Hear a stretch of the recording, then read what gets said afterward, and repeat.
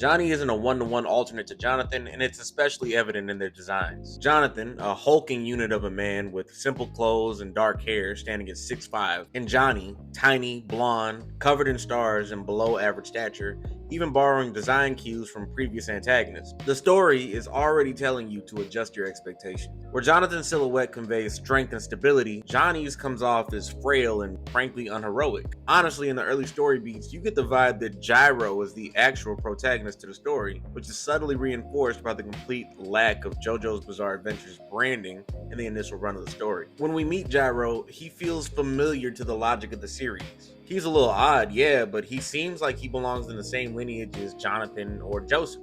But that's exactly why he's here. He's the helm that guides you through unfamiliar waters, and Johnny, he's the wind.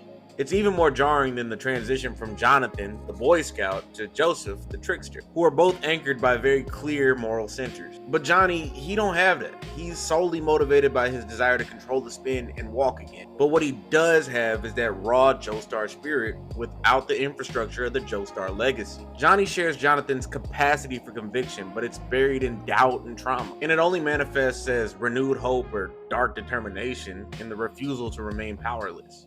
And that is the Joestar way. And while Johnny shares his conviction with Jonathan, he's a lot more similar to Joseph in approach. Johnny learns on the fly. He scrambles, he adapts to his surroundings rather than trying to overpower it. And that's part 7's whole thing. It borrows themes and elements from the first few parts and redefines them outside the confines of like shonen manga. Johnny is figuratively a broken Joestar stripped down to his raw potential. To me, that's what makes part 7 so great.